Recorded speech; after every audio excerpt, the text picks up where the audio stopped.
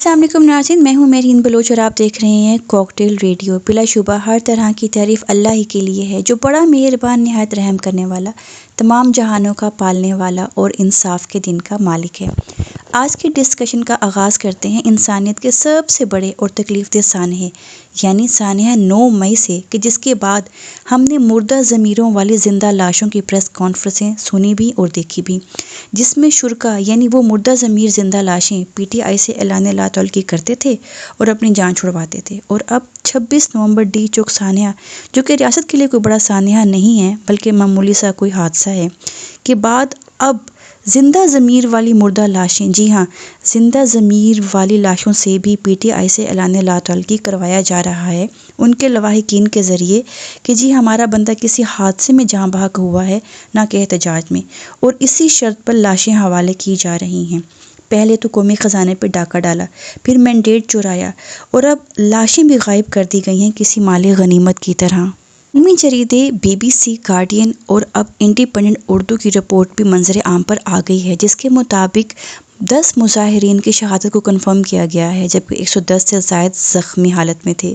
Doctor نے بتایا کہ ان زخمیوں اور لاشوں کو پولیس کے حوالے کر دیا گیا تھا کیونکہ پولیس ہی ان کو لے کر آئی تھی، اور ڈاکٹروں نے یہ بھی بتایا کہ ہمیں اپنا میڈیکل پروٹوکول کے بغیر ہی سرجریز کرنی پڑی، یعنی کہ زخمی اس قدر بری حالت میں تھے کہ ہمیں پہلے اینستھیزیا دیے بغیر ہی ان کو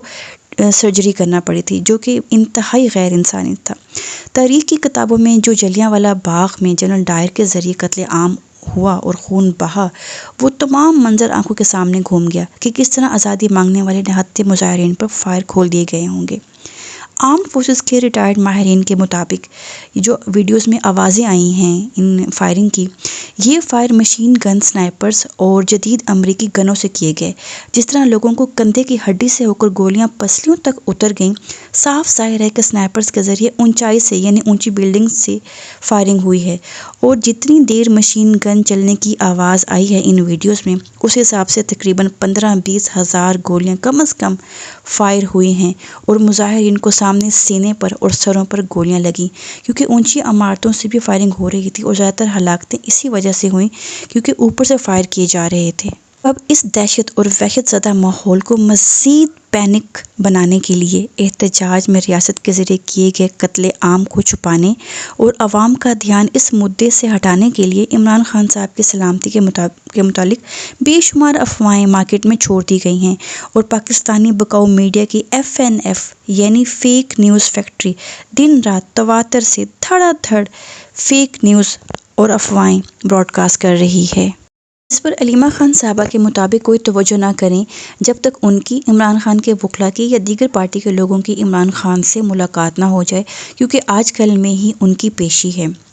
جہاں تک عمران خان صاحب کی سلامتی کی بات ہے تو عمران خان صاحب کو جانی نقصان پہنچانا یہ لوگ افورڈ نہیں کر سکتے، اگرچہ ان سے کچھ بعید نہیں ہے، لیکن بہرحال یہ لوگ خود یہ افورڈ نہیں کر سکتے، کیونکہ خدا نہ خواستہ ایسے ایڈونچر کی صورت میں جو ملک کو معاشی اور معاشرتی لاس ہوگا وہ تو ایک طرف،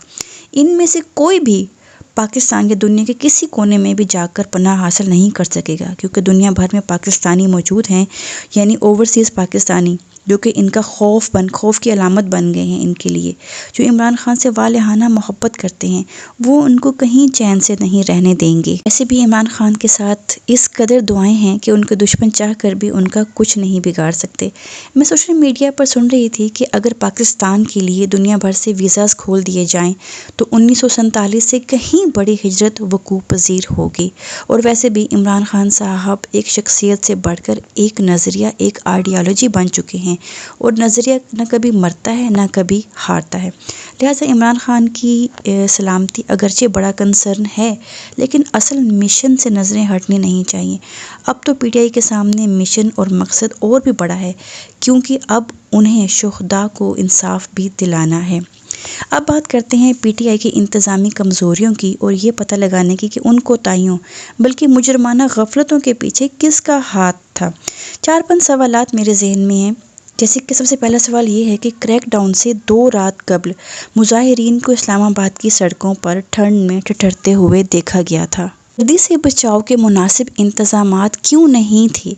کیا انتظامیہ پہلے سے آگاہ تھی کہ تیسرے دن ہی واپس آ جانا ہے اور وہ جان بوجھ کر مظاہرین کو ایک ایسے ماحول میں رکھنا چاہتے تھے جہاں پر بہت ٹھنڈ ہو اور وہ رہ نہ سکیں؟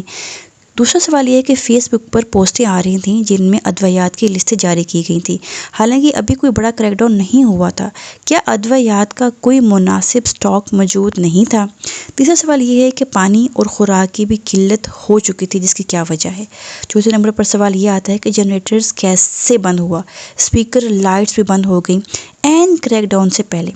بجلی کا متبادل انتظام کیوں نہیں کیا گیا تھا؟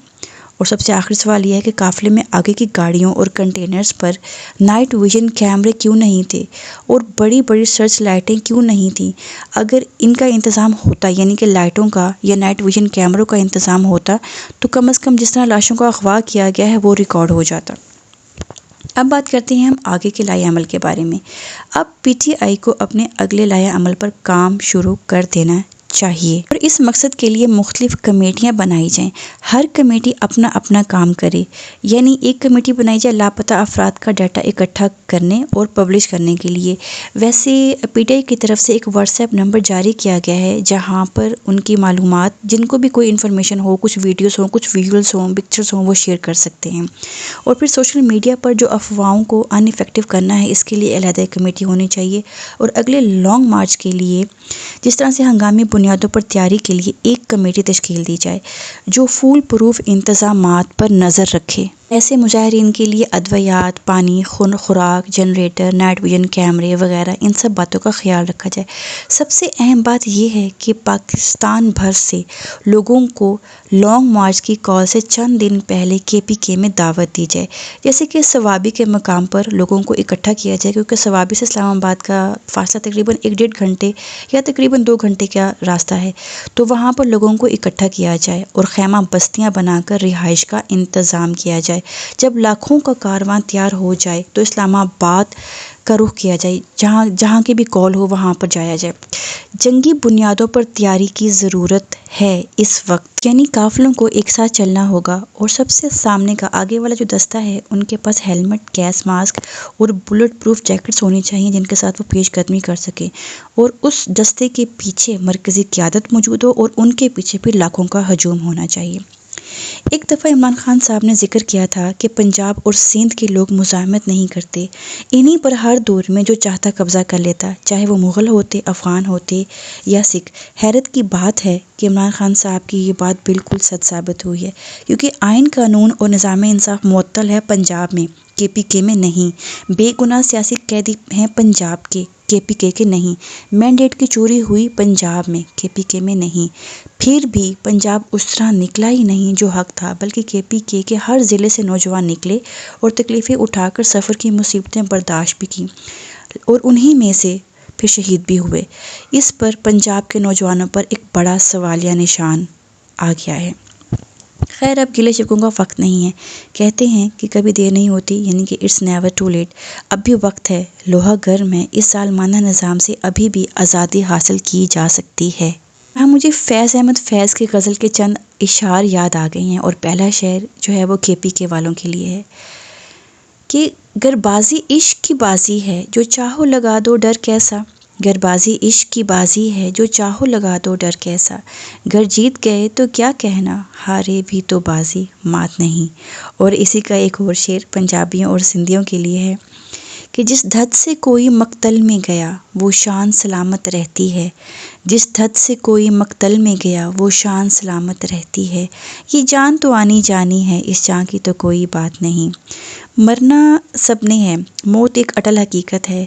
پر کوئی کس طرح، کس مشن پر کیسے مرتا ہے، یہ بات اہم ہے۔ تبھی تو اسلام میں شہادت کا اتنا بڑا مقام ہے کہ اللہ نے قرآن میں فرمایا ہے کہ جو اللہ کی راہ میں یعنی حق کے راستے میں مارا جائے اسے مردہ نہ کہو بلکہ وہ زندہ ہے، لیکن تمہیں اس زندگی کا شعور نہیں، ادراک نہیں۔ جان سب کو پیاری ہوتی ہے، کوئی بھی منع نہیں چاہتا، لیکن کیا کوفے والے کبھی نہیں مرے؟ نہیں، وہ بھی مر گئے، بلکہ ان کے سمیت ان کی 14 نسلیں بھی مر چکی ہوں گی۔ اسی طرح قبرستان کے قبرستان بھرے پڑے ہیں ان لوگوں سے جو کسی نہ کسی وجہ سے مر گئے، حالانکہ وہ مرنا نہیں چاہتے تھے۔ باقی یہ قول تو آپ نے سنا ہی ہوگا کہ جنگ ہارنا شکست نہیں بلکہ ہمت ہارنا شکست ہے، اور جنگ تو ضروری ہے کیونکہ مولا علی کے قول کے مطابق کفر کا نظام تو چل سکتا ہے لیکن ظلم کا نہیں۔ اور 3 چیزیں ظالموں کو تباہ کر دیتی ہیں، سب سے پہلے تکبر، دوسرا طاقت کا نشہ، اور تیسرا جہالت۔ اور الا ماشاء اللہ عمران خان کے دشمنوں میں یہ تینوں اجزاء موجود ہیں، اور جو عمران خان کے دشمن ہیں وہ پاکستان کے بھی دشمن ہیں۔ اور ظالم کا حساب تو ویسے بھی دنیا میں ہی شروع ہو جاتا ہے۔ آخر پر یہی کہنا چاہوں گی کہ انسان کے ہاتھ میں صرف کوشش ہے جو وہ بابر کر سکتا ہے، یعنی ٹرائی اگین۔ جب بار بار ایک ہی جگہ ضرب لگائی جاتی ہے تو تناور درخت بھی کٹ کر گر جاتا ہے، اگرچہ وہ 100ویں ضرب پر گرا ہو، مگر 1 سے 99 تک لگائی گئی ہر ایک ضرب اہم ہوتی ہے جس نے اس کو کمزور کیا۔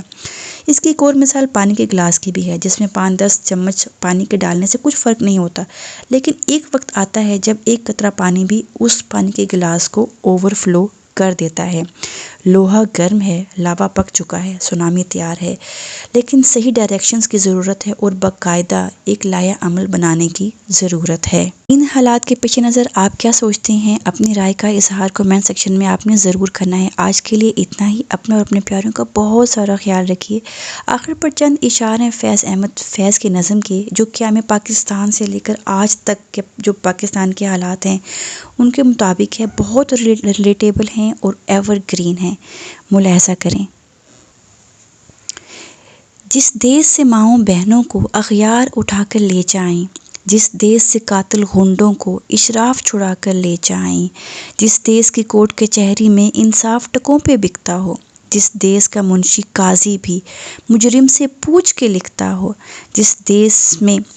جاں کے رکھوالے خود جانے لیں معصوموں کی، جس دیس میں جاں کے رکھوالے خود جانے لیں معصوموں کی، جس دیس میں حاکم ظالم ہوں سسکی نہ سنے مظلوموں کی، جس دیس کے عادل بہرے ہوں آہیں نہ سنے معصوموں کی،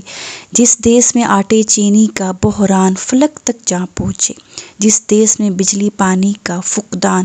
حلق تک جا پہنچے، جس دیس میں غربت ماؤں سے بچے نیلام کراتی ہو، جس دیس میں دولت شرفا سے ناجائز کام کراتی ہو، جس دیس کے عہدے داروں سے عہدے نہ سنبھالے جاتے ہوں، جس دیس کے سادہ لو انسان وعدوں پہ ہی ٹالے جاتے ہوں، اس دیس کے ہر ایک لیڈر پر سوال اٹھانا واجب ہے، اس دیس کے ہر ایک حاکم کو سولی پہ چڑھانا واجب ہے، اس دیس کے ہر ایک حاکم کو سولی پہ چڑھانا واجب ہے۔